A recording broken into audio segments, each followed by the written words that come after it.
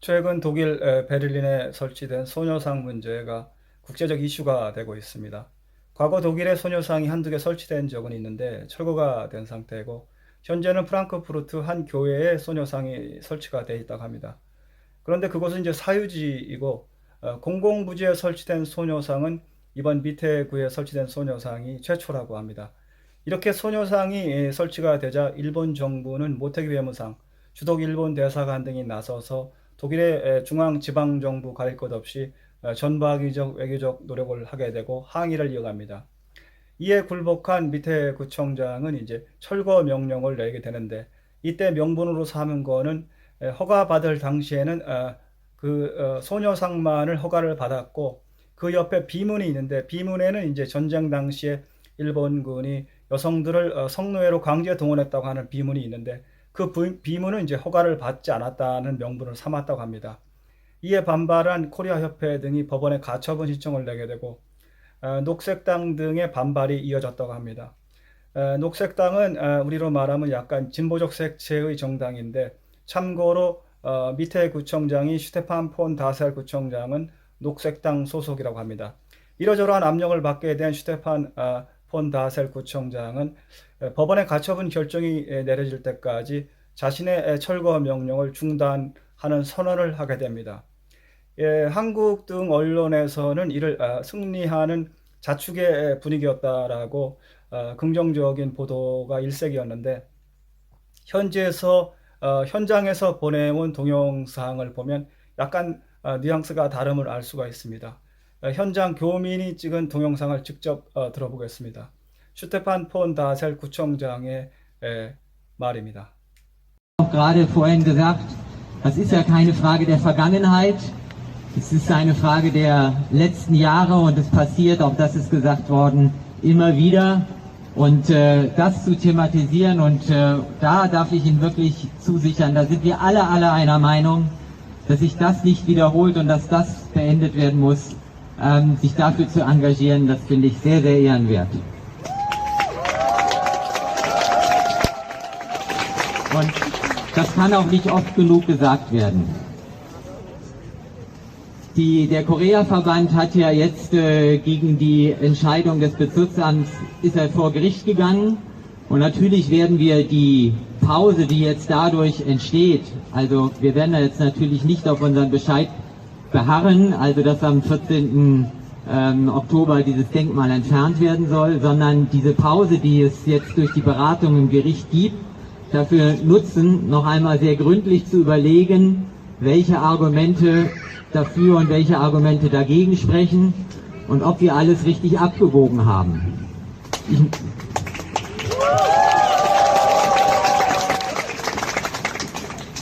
Ich will jetzt bloß zwei Dinge sind mir noch sehr wichtig hier zu sagen. Das erste ist, auch wenn man gegen ihre Friedensstatue wäre, unterstützt man nicht sexuelle Ausbeutung und sexuelle Gewalt gegen Frauen.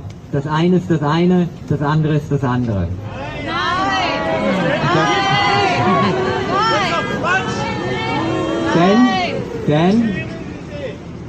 Nein, da schäme ich mich nicht, denn wir haben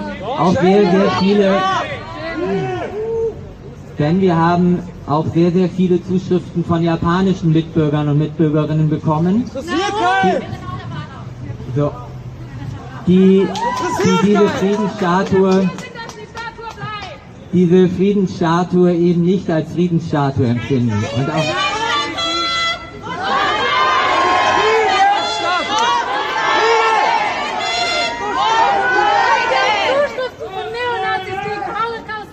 und deswegen sind wir natürlich als Verwaltung auch verpflichtet, den Weg zu finden, der das friedliche Zusammenleben möglichst vieler Menschen in unserem Bezirk hier ermöglicht.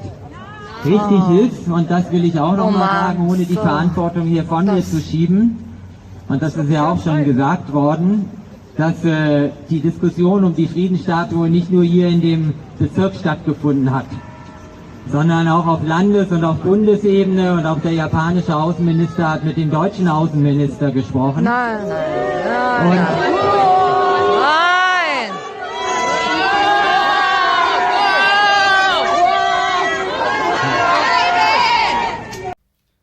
방금 들으신 슈테판 폰 다셀 구청장의 말은 자신의 철거 명령이 잘못됐으므로 자신의 철거 명령을 완전히 철회하겠다는 말이 아니고 법원의 가처분 결정이 내려질 때까지 자신의 철거 명령을 잠시 보류하겠다는 말에 불과합니다. 더욱이 철거가 되더라도 성폭력에 대한 지지가 아니다. 많은 일본계 주민의 항의가 있었고 그 사람들은 소녀상을 평화의 상이라고 생각하지 않는다는 등의 발언으로 자신의 철거 명령이 여전히 정당함을 강변하고 있는 것입니다. 더욱이 이런 문제는 지역구청장이 해결할 문제가 아니고 독일과 일본 정부가 나서서 해결해야 될 문제라고 말하는 등 책임 전가성 발언도 하고 있는 것입니다. 한마디로 독일 내 그리고 한국과 일본 등에서 많은 항의와 압력이 이어지자 자신의 책임을 법원의 결정 때까지 미루면서 자신의 철거 명령이 여전히 유효함을 암시하고 있는 것입니다. 만약 자신의 철거 명령이 잘못됐음을 인정했다면 지금 당장 철회하는 것이 맞겠죠. 이런 그의 태도는 그가 소속한 녹색당의 비판에서도 찾아볼 수가 있습니다. 베를린 녹색당은 강제 매춘 피해자들과 100% 연대한다는 것이 녹색당의 가치인데 그가 일본의 압력에 녹색당의 가치를 저버렸다고 비판을 했고 베를린 국내 정치 대변인은 역사 수정주의적이고 민족주의적인 일본의 요구에 그가 무릎을 꿇었다라고 비판을 했다고 합니다. 또한 밑에 구청장의 말에 이어 독일 예술가협회에서 발언을 했었는데 독일 예술가협회에서는 예술 창작의 표현의 자유는 어떠한 경우에도 침해돼서는 안 된다는 입장을 밝혔다고 합니다. 또 한 가지 드릴 말씀은 일본군 위안부라고 하는 명칭 문제입니다.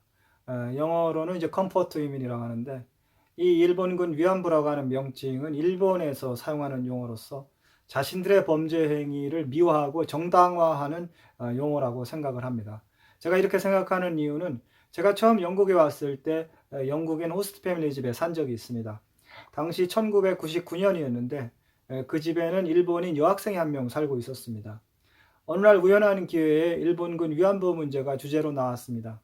저는 속으로 내심 일본의 극우 정치인도 아니고 일본의 평범한 여학생으로서 더욱이 여자 입장에서 어떻게 위안부 문제를 정당화할 수 있겠는가라고 생각을 했었습니다. 그런데 놀랍게도 그 여학생은 이렇게 말을 하는 거였습니다. 일본군 위안부는 창녀다. 그런데 창녀에게 무슨 사과를 하고 무슨 배상을 하겠는가라고 말을 하는 거였습니다. 당시 저는 말문을 잇지 못했고 인식의 갭이 이렇게 큰가에 대해서 놀라지 않을 수가 없었습니다. 저는 그 기저에 바로 이 일본군 위안부라고 하는 명칭이 자리 잡고 있다고 생각을 합니다. 일본에서는 일본군 위안부라는 명칭을 바로 그런 의미로 사용을 하고 있는 겁니다. 그렇기 때문에 정당화할 수가 있는 겁니다. 그래서 저는 일본군 위안부라고 하는 명칭을 우리도 그대로 사용하는 것은 바로 이러한 일본의 노림수에 그대로 말려드는 것이라고 생각을 합니다.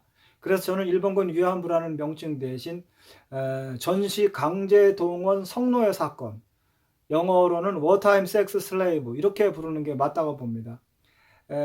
섹스 슬레이브라는 말을 일본에서 쓰기를 극렬히 거부한다고 합니다. 그 이유는 바로 이 전시 강제 성노예 사건, 워타임 섹스 슬레이브라고 말을 하게 되면은 일본의 아베 할아버지가 와도 아마 정당하기 힘들 겁니다. 왜냐하면 이 문제는 인류의 보편적 가치에 대한 정면 도전이기 때문에 그렇습니다. 아무튼 독일의 소녀상 문제는 종결된 것이 아니고 현재 진행형입니다. 그리고 그 기저에는 아직도 소녀상을 철거하라고 하는 행정명령이 여전히 유효하고 잠시 보류된 것에 불과합니다. 완전한 철회 또한 그 유지가 된다 하더라도 그 소녀상 옆에 있는 비문 그리고 비문의 전시에 여성들을 강제 성노예로 동원했다고 하는 그 글씨를 변경하지 않고 그대로 유지하게 하게 하는 것이 굉장히 중요하다고 생각을 합니다. 지금 소녀상 옆에는 빈 의자가 하나 놓여 있습니다. 우리가 그 빈 의자에 계속 이어서 앉아서 연대하고 동참하고 함께 해야 한다고 생각을 합니다. 아직도 베를린의 소녀상은 외롭습니다.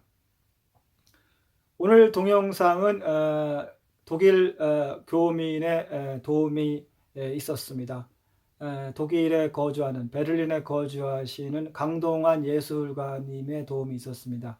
현지 그 밑에 구청장의 말과 또 번역 또 각종 그 정보에 대한 인터뷰 등으로 영상 제작에 많은 도움을 주셨습니다. 다시 한번 큰 감사의 말씀을 드리고 베를린 소녀상 철거 반대 운동에도 적극 동참하고 계시는 강동환 예술가님과 교민분들의 안녕을 빕니다. 오늘은 이 정도 하겠습니다.